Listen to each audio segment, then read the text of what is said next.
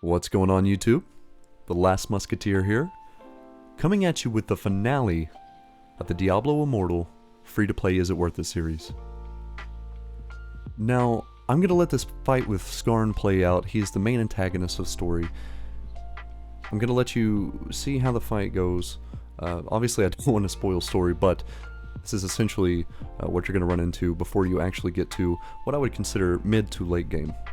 So, I wanted to preface this video with, normally in any of these series I'm going to do a standalone review. I don't like to do comparisons in sorts. Maybe I can do some similar comparisons if there is a game that has a similar type of monetization, but this one for me is going to have two reviews, the standalone and my personal opinion as a Diablo fan.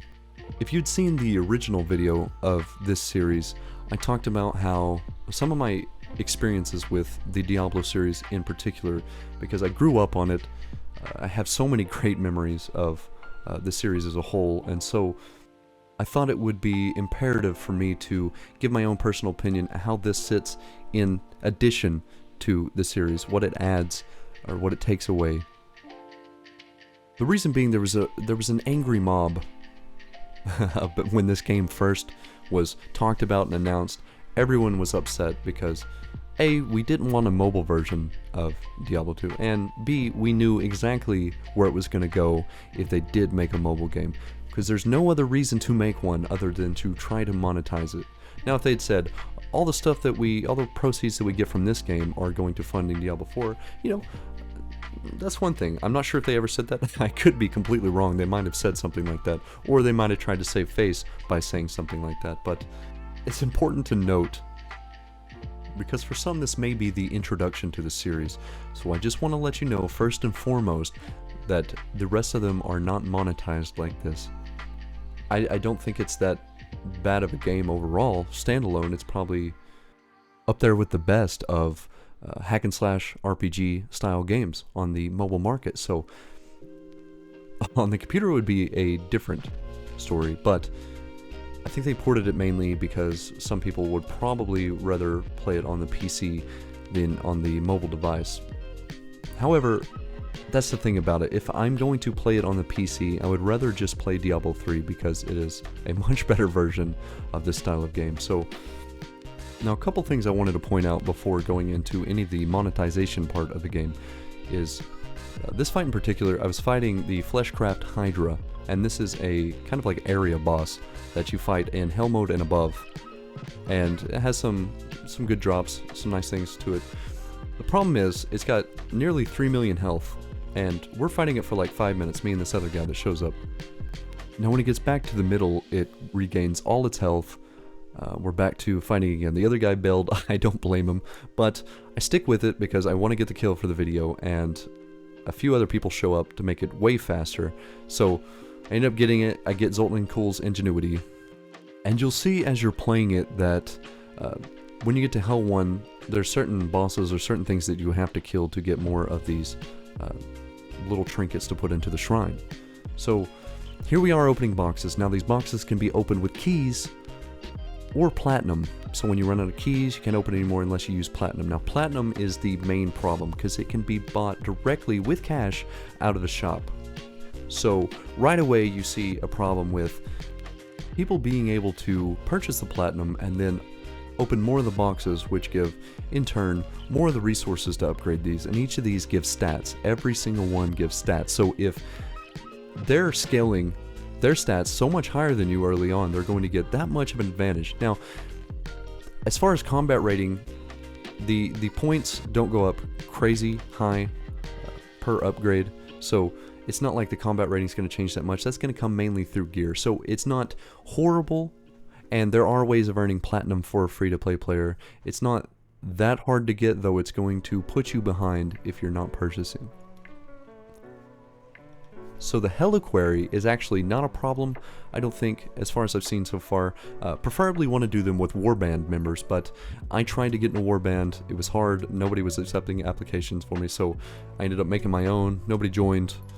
It is what it is on that, but I didn't quite get to show off any of the warband stuff. So I will say first and foremost, if you're playing try not to play solo, because solo you're going to run into a large deficit as far as how much content you can clear, the drop rates, the XP rates, everything is going to be lower the less people you have. So try to get in a big war bandit, especially if you're going to be active, because people are looking for active players. And if you can get on and do raids with them, or do dungeons, do rifts, whatever it may be. And also, the multiplayer aspect of the game is generally a lot more fun when you're playing with people. Solo grind can get a little boring, but if you are a solo player, just know that you're going to have to grind a lot harder to get to where everybody is at, compared to people that play often in groups. So beating her was the requirement for unlocking Hell 2, and you'll notice that it generally seems like you have to beat the next stage of the Reliquary boss to go to the next difficulty. And so every time you get to a new difficulty, you grind everything out, get more gear, get to the combat rating that you need, and then you fight the next Reliquary boss, this one being Gorgothra. Now I didn't fight him because the combat rating jump went from 800 to 1550, which is a huge jump. But like I said, it's just gear farming, doing whatever. I ended up with 822 combat rating. I was Paragon level 21, and it is nice because the server has a big boost to actual Paragon level gain if you're under the server cap. Now this guy named Stun seemed to always be at the top of the leaderboards as far as progression, so I wanted to show kind of what his gear looks like. This is what you're going to expect from the very, very end game gear. And as they're still adding, it seems like they're still adding difficulties and still adding tiers of Paragon levels to upgrade to. So the gear is just going to keep increasing the level of the gear. So the good thing about it is when you do upgrades, like he has his main gear at 21, as you'll see underneath the helmet, chest piece, whatever it may be. When you switch to a different piece of gear, if it's a higher rating overall, it will transfer the stats, the stat upgrades, to the other piece of gear. So you don't have to worry about having the gear switch over what you need. Now it can roll different substats, so keep in mind that may not be the best piece for you. You have to get good substats as well. So a bit of an annoyance there, but Diablo's always been about the grind. So you know, you take it with the game. It is what the game's about. So while I have some footage playing in the background, I'm going to go ahead and talk about some of the issues. So the first thing that I need to talk about, and probably the most important overall, is the gems. Now there's regular gems and legendary gems. So your regular gems are good for extra stats, not that hard to come by. But legendary gems, however, are the main problem. So while these gems give you also a basic ability through the gem, they also can be leveled up, and there are different tiers of gems. So they can each go up to 10, and the tiers are 1, 2, and 5. Now leveling up a gem to 10 maximizes the resonance and allows the weapon or armor that is socketed into to gain an awakened legendary ability. And these abilities can be anything from such as lowering a skill cooldown, or perhaps adding useful perks to that skill. Now what price does this ability actually cost you? And I was curious because I hadn't got to level anything past like tier 2 on gems, so I really wanted to know, so I ended up looking it up, and I'll give a link to the website so you can actually see if you want to read further on what the problems are. But as it says on this guide, buying 50 legendary crests would cost us 8,000 eternal orbs. Add another 1,000 eternal orbs for the shop-only Dawning Echo ingredient needed in the awakening process, and we are looking at about $150 average for upgrading a single 1-star gem from rank 1 to rank 10. Now before anyone says, well, you can earn them through playing rifts and regular gameplay, yes, you can. You get a guaranteed one from legendary crests, and you have a small chance at them from rare crests. You can also purchase one like once a month from the hilts, once a month. And of course there's the ones that are tradable on the market for platinum. Now, these are viable ways of getting them, but just how fast can you actually get one as a free-to-play? Now, like I said, I'm not going to look up too much information on this stuff because I want to get my basic points out and what I've learned through my own gameplay. But this is something that I wanted to look up because I was curious just how bad it could possibly get for that, and I had no way of being able to show it without looking it up. So look, yeah, there are viable options, and I believe if you like the game enough, if you like the core gameplay, that you can, over an extended period of time and playing with groups of people, still get your combat rating and everything up quite high. Yeah, you're going to be missing out on some resonant stats, and you're going to be missing out on some awakened abilities, but there's still a lot of core gameplay that you can enjoy. So I don't know necessarily outside of PvP how bad that's going to affect you, because I still think that you have the option of continuously upgrading your Paragon level and other things and other ways of catching up, so you can still do in-game content. But it's still very disappointing to see. So like I said, if you like the core gameplay, go for it.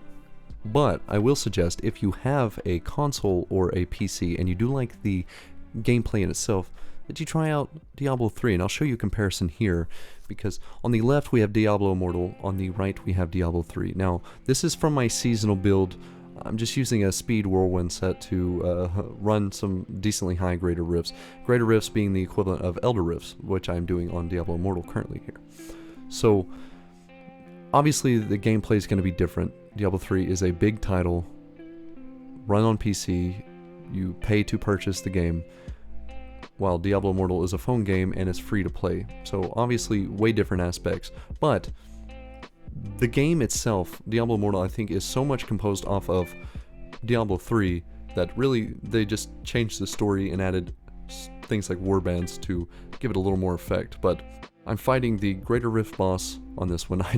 This build is not set up to kill bosses very fast. It's just kind of a speed run that I use for regular farming. But this is one comparison I can highlight because it delves straight into the gem problem, the overall main source of the problems with monetization in Diablo Immortal.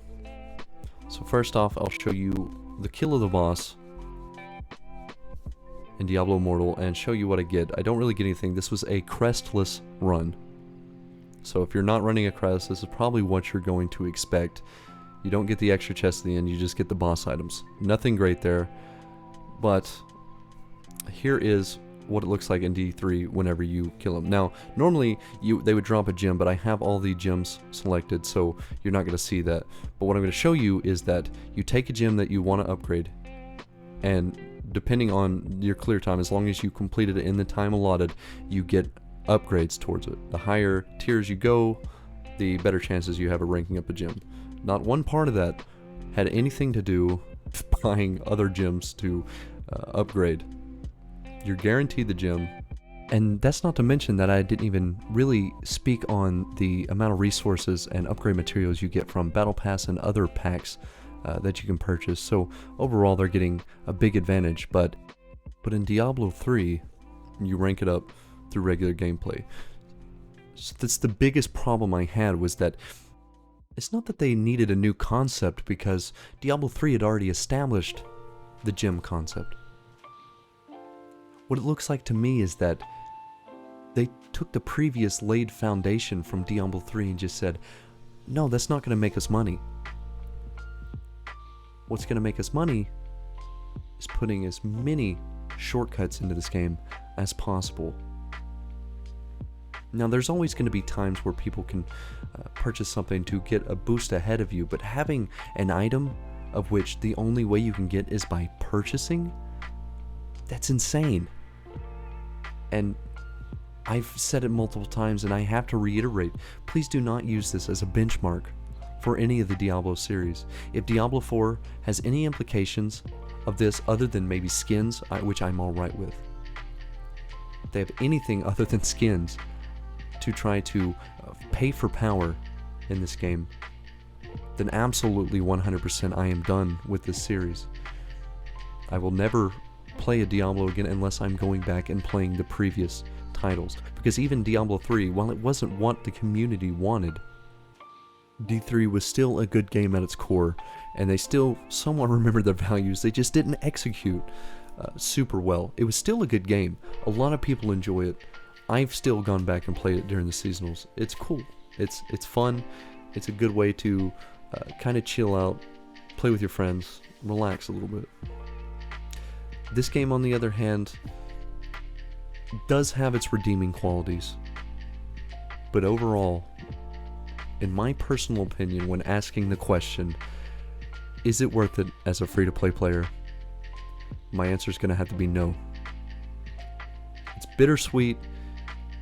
Hurts to say it about a series I've loved so much, but there are too many outlying monetization issues that cause you to feel like, as I'm playing, even though I know what to do and what the whole game's about and how to kind of further myself as far as skill-wise in the game, because I've had plenty of practice in the Diablo series, I still feel like I was so left behind. Not once did I find a player that I felt like I even remotely did as much damage as.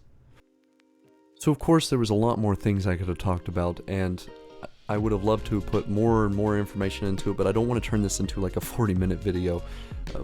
The general consensus, everything you need to know, I have talked about in this video, and yes, ranting and stuff is part of it. It's not going to become commonplace, because most games I'm going to be doing are in a lot different style than this, and I don't have as much as a personal hold to it. So just keep in mind that going forward, especially, I'll get better at doing things. I didn't add a lot of statistical information because I don't think for the most part that's necessary either. You can kind of get an idea of how everything goes just from the gameplay itself. And there will be a link in the description to the site that I got some of my previous information from regarding the legendary gems. So if you want, you can take a look, formulate your own opinion on everything, and feel free to let me know if you think there's something I glossed over too much or didn't get right down in the comments. It's important that I learn more going forward, and I feel like I was too scatterbrained going over this because I just wanted to get on a tangent. But anyway, guys, to keep this video from going any further, I'm going to go ahead and end it here. So my overall opinion is no, it is not worth it to try, but that is up to you. Anyway, this has been The Last Musketeer, and I'll see you in the next one, guys. Peace.